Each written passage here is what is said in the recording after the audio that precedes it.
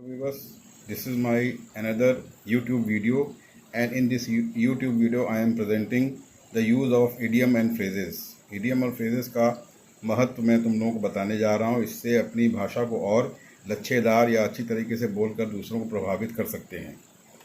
So there are 30 idioms and phrases. First one is cross swords. तलवारों को cross करके रखना। जैसे दो राजा हैं, उन्होंने क्रॉस स्वॉर्ड्स कर रखी है। इट मीन्स झगड़ा या कॉरल करना, टू कॉरल और फाइट।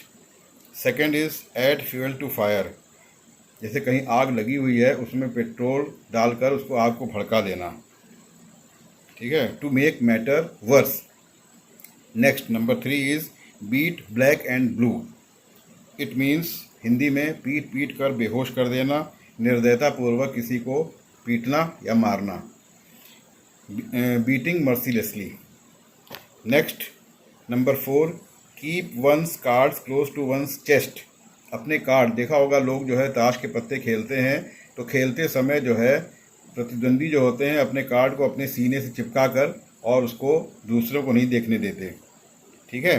तो इट मीन्स जो है किसी बात को छिपाना, हाइडिंग समथिंग।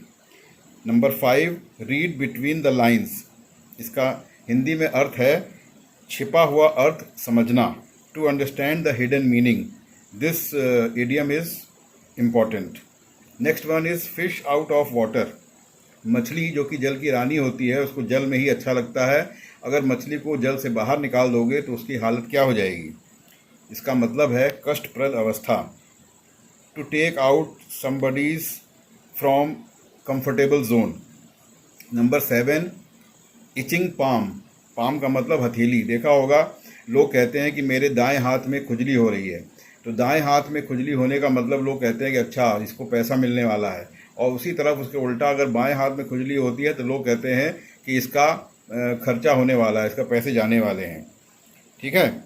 और इसका मतलब है कि रिश्वत लेना। Okay, craving for bribe. Next word is number 8 is an old flame. Hindi में इसको बोला जाता है पुराना प्यार, a person who is having old romantic love. Number 9, crocodile tears. दिखावटी आंसू, सिंपैथी गेन करने के लिए।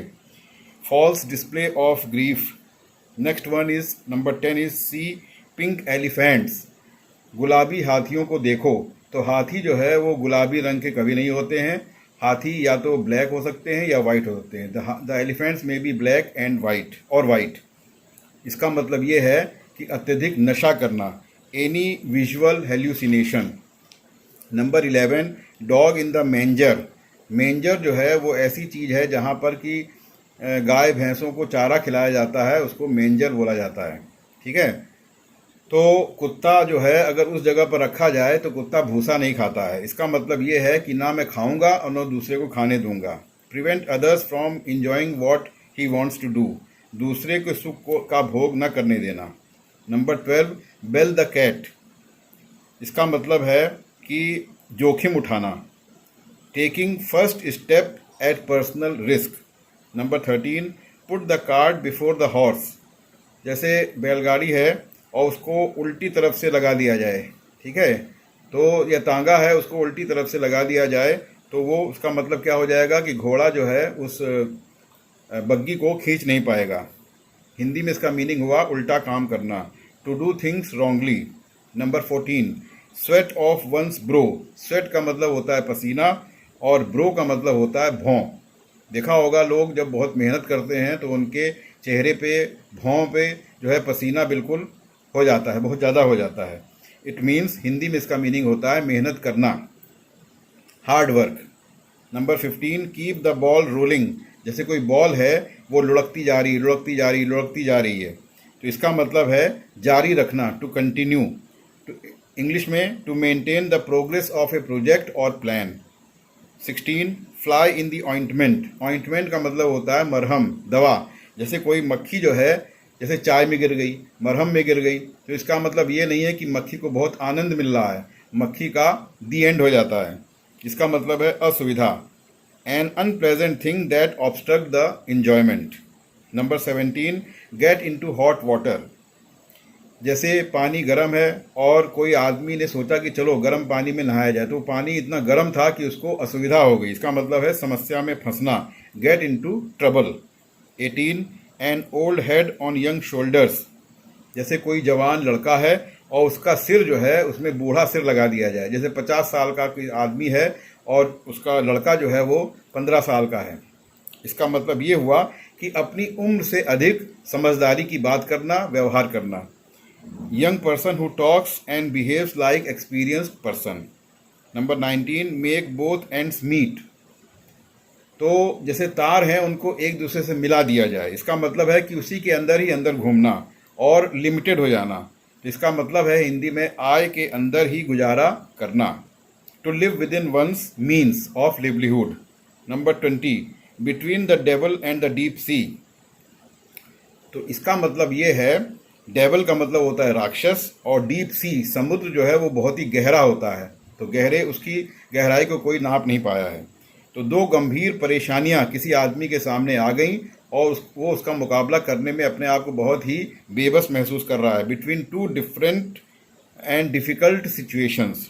Number 21 pull the wool over somebody's eyes, इसका मतलब है धोखा देना, किसी को धोखा देना, चीट करना, to mislead. Next 22 is live in an ivory tower. Ivory का मतलब होता है हाथी दांत। देखा होगा हाथी दांत जो है बाजार में बहुत ही कॉस्टली बिकते हैं। लोग स्मगलर जो होते हैं जंगलों में जाकर वो लोग हाथी को मारकर उसके दांत को वो काफ़ी बड़े कीमत पर बेचते हैं बाजार में।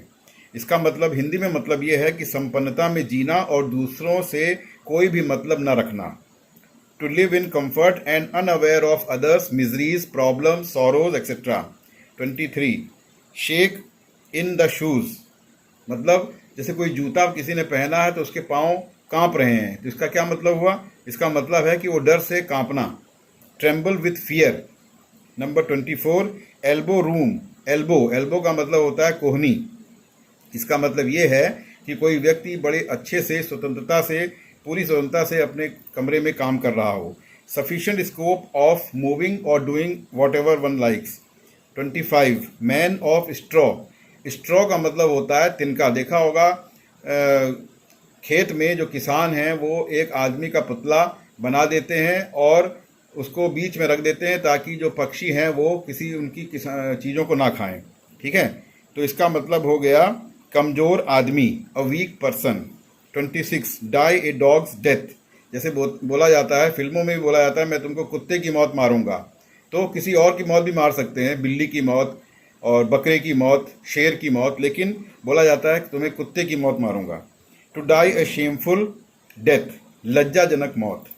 जबकि कुत्ता जो है बहुत ही वफादार जानवर होता है, he is very faithful animal. 27 fair weather friend. Fair weather friend का मतलब होता है, फेयर का मतलब अच्छा। जैसे अगर किसी के पास कोई एक्स फ्रेंड है, एक्स आदमी है, उसका दोस्त वाई है, तो एक्स के पास बहुत अधिक पैसा है, लोगों को अच्छे से खिला पिला रहा है, तो लोग उसके बहुत दोस्त बन जाते हैं। लेकिन दूसरी तरफ अगर जब उसके पैसे ख़त्म हो जाते हैं तो दोस्त जो है वो चले जाते हैं। ठीक है, तो मुसीबत में जो है दोस्त सामने ना आना। Selfish friend who only are present in good situations. इसी में बोला गया है proverb, a friend in need is a friend in deed. सच्चा मित्र वही है जो मुसीबत में काम आए। 28 मेडन स्पीच। मेडन का मतलब होता है पहला, प्रथम सार्वजनिक भाषण, first speech of somebody. 29 oily टंग।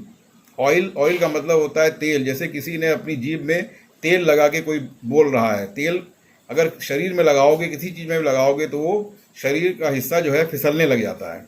ठीक है, और फिसलने का मतलब ये है कि हम जो है, या कोई भी व्यक्ति, हम नहीं, कोई भी व्यक्ति जो है दूसरे को चापलूसी भरा शब्द बोलने में लगा है, खुशामद की भाषा अपने बॉस से कर रहा है, बॉस से कह रहा है कि बॉस आज तुम बहुत ही स्मार्ट लग रहे हो, आज जो आपने कपड़े पहने हैं उसमें आप बिल्कुल से हीरो लग रहे हैं।